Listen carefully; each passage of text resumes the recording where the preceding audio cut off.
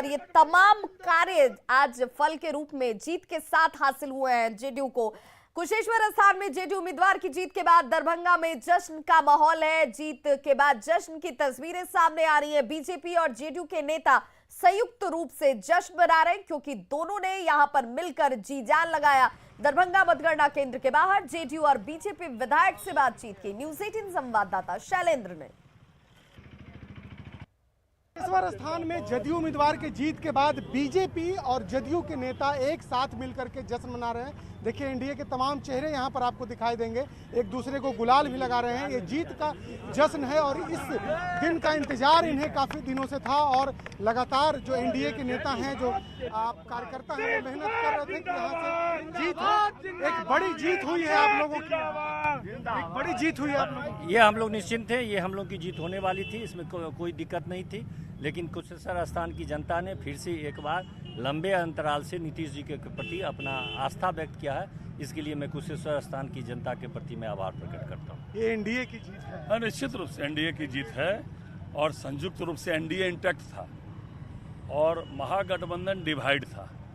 दिग्भ्रमित करने का वो लोग जनता को प्रयास कर रहे थे, लेकिन मैंने आपके चैनल पर बोला था नॉमिनेशन के दिन कि जिस दिन रिजल्ट होगा उस दिन देखिएगा दोनों के दोनों सीट हम जीतेंगे।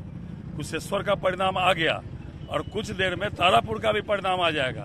तारापुर में भी लोगों ने वोट दिया और वहाँ भी एनडीए का प्रत्याशी जीतेगा। और कुशेश्वर स्थान बाबा की नगरी है और वहाँ बाबा का पूरा आशीर्वाद एनडीए को है और इसी आशीर्वाद में अमन भूषण हजारी जी को बहुत बहुत बधाई। और एनडीए की यह जीत है, बड़ी जीत है और दोनों ही जगह हम जीतने वाले हैं। तो बिल्कुल देखिए एक बड़ी जीत है और उसके बाद जश्न भी मनाया जा रहा है। एनडीए के नेता एक साथ मिलकर के अब इस जश्न को मना रहे हैं। कैमरा पर्सन मनीष जुनेजा के साथ शैलेंद्र, न्यूज़ 18 दरभंगा। बिल्कुल, और देखिए हमारे साथ लगातार गेस्ट पैनलिस्ट जुड़े हुए हैं। निखिल मंडल जी, मैं आपसे जानना चाहूंगी, जीत आपको मिल गई लेकिन जीत के साथ आपको अपने वादे भी याद होंगे। आपने कहा है, चूंकि कुशेश्वर स्थान विधानसभा की अगर मैं बात करूं तो एक बड़ा भूभाग जो है वो बाढ़ से प्रभावित रहा है, अस्थायी समाधान का आपने वादा किया है, ये बात आपको याद है ना?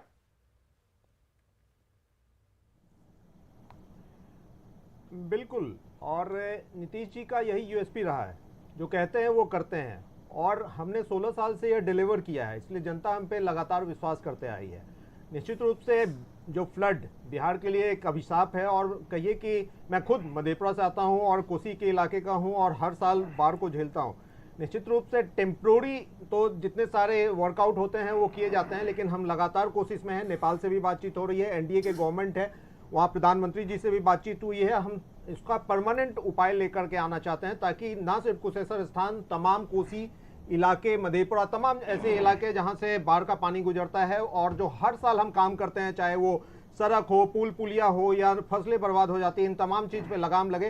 तो निश्चित रूप से मैं आपके तरफ से भी, आपके चैनल के तहत भी मैं आश्वस्त करना चाहता हूं कि जो हमने कहा है उस पर काम करेंगे और डिलीवर करके दिखाएंगे।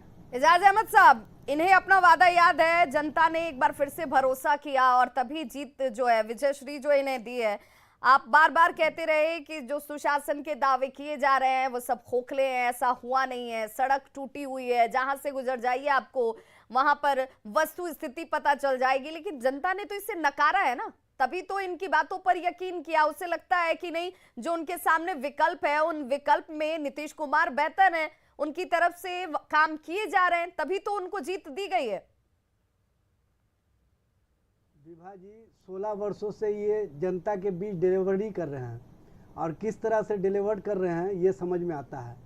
यह बाढ़ के अस्थायी निदान के लिए कोई गंभीर प्रयास नहीं करते हैं, क्योंकि बाढ़ इन लोगों के लिए अभिशाप नहीं बल्कि वरदान होता है और लूट का एक साधन बनता है। बाढ़ घोटाला लूट का साधन बनता है और इन लोगों ने किस तरह से लूट मचा रखा है ये हम नहीं कह रहे हैं, ये भारतीय जनता पार्टी के नेता ही कहते हैं कि लूट का व्यापार खुला रखे हैं, ट्रांसफर पोस्टिंग को इन्होंने व्यापार बना दिया है। ये व्यापारी लोग हैं, अब व्यापारी से कोई उम्मीद नहीं किया जा सकता है। ये जुमलाबाज लोग हैं, ये प्रतिमान लोग हैं, इनसे कोई उम्मीद नहीं किया जा सकता है। इनकी कथनी और करनी में कितना अंतर है इससे ही समझा जा सकता है कि माननीय मुख्यमंत्री नीतीश कुमार जी लेकिन जनता ने उन्हीं पर भरोसा किया, जनता ने उनकी बात को ही तवज्जो दिया है, उन्हीं की बात पर भरोसा किया है। सरकार बनाने का काम करेंगे, लेकिन ये 60 वर्षों से केंद्र में हैं और अब तक बिहार को विशेष राज्य के दर्जा की बात तो दूर, बिहार को विशेष पैकेज तक देने का काम मतलब आप नहीं कहना चाहते किए हैं कि और जनता जो से बिहार ज्यादा की समझदार बोली आप लगाने हैं। का काम किए थे जनता से ज्यादा माननीय समझदार आप हैं प्रधानमंत्री क्या? नरेंद्र मोदी जी जनता ने, समझदार है कि वो आप भी समझदार बिहार हैं? की जनता को जनता समझदार है कि कहीं आप विकास समझदार की हैं? योजनाओं में चलिए, संतोष पैसा पाठक देने जी का हमारे काम साथ नहीं बीजेपी किया से है। जुड़ गए हैं। संतोष जनता, पाठक जी से जान लेती देखिए हूँ। जनता वहां पर जीत कहीं ना मिली कहीं है, जीत मिली जो है तो वहाँ जनता पर के इस मैंडेट पर भरोसा कीजिए। उनके ये भी उसी लोकतंत्र का हिस्सा है जो हमें ये बताती है कि जीत अगर जनता ने किसी को दी है तो उस पर यकीन किया है, हार को स्वीकार करने की हिम्मत रखनी चाहिए। हमारे इस वक्त एक बड़ी खबर आ रही है, जरा उससे पहले हम दर्शकों को बता दें, तारापुर में आरजेडी प्रत्याशी इस वक्त जो 481 वोटों के अंतर से आगे चल रहे थे, वो अब आंकड़ा थोड़ा और आगे बढ़ा है, 513 वोटों से आगे हो गए हैं। आरजेडी को अब तक 48,921 वोट मिले हैं। वहीं जेडीयू को बात करें तो 48,408 वोट मिले हैं। 18 राउंड की गिनती पूरी हो चुकी है, अब सिर्फ 11 राउंड की गिनती ही बची हुई है। और देखिए, ये वो आंकड़े हैं जहां बढ़ते हैं उसके साथ विश्वास दिलाते हैं और जहां घटते हैं वहां पर उम्मीदें धीरे धीरे धूमिल होने लगती हैं। यहां आरजेडी कैंडिडेट एक बार फिर से थोड़ी और बढ़त के साथ 513 वोटों से आगे चलते हुए। और जिस संतोष के पास मैं जाऊं उससे पहले जरा तस्वीरें भी देख लीजिए। ये तस्वीरें आज बहुत कुछ बोल रही हैं क्योंकि कुशेश्वर स्थान सीट पर जेडीयू कैंडिडेट अमन भूषण हजारी ने जीत दर्ज की और जैसे ही काउंटिंग सेंटर से बाहर निकले, कार्यकर्ताओं की तरफ से एनडीए के तमाम कार्यकर्ता और नेता जो हैं वो जश्न मना रहे हैं। हमारे साथ बीजेपी से संतोष जी जुड़े हुए हैं। संतोष जी, इस जीत को आप कैसे ले रहे हैं? और जीत ने कहीं ना कहीं एक बूस्टर का काम किया है, आपके अंदर ये विश्वास जगा दिया कि अभी तक जो कुछ आपने किया है उसे जनता स्वीकार करती है। देखिए विभा जी, ये जो चुनाव था या इसके पहले भी जो चुनाव 2020 में हम लोगों ने लड़ा है बिहार में, प्रमुख मुद्दा बिहार में क्या है? सबसे प्रमुख मुद्दा कुशासन वर्सेस सुशासन का है। राजद को विकास से संबंधित जो विषय हैं उनसे लेना ही देना नहीं है, कोई संपर्क ही नहीं है उनका। और हम लोगों ने जो 16 वर्षों में जो काम करके बिहार में दिखाया है उसी के एवज में तो ये जीत मिली है। और कारण क्या हो सकता है? सबसे बड़ा विषय यह है कि समाज के हर एक तबके को जोड़ना, उनको विकास के कार्यों से जोड़ना और उनके लिए जो आवश्यक प्रबंध किए जाने चाहिए हर एक स्तर पर वो करके देना। तारापुर में वक्त क्यों लग रहा है? विश्वसनीयता बनी तारापुर रहे। में वक्त क्यों लग रहा है? वहां पर भी तो वही विकास है।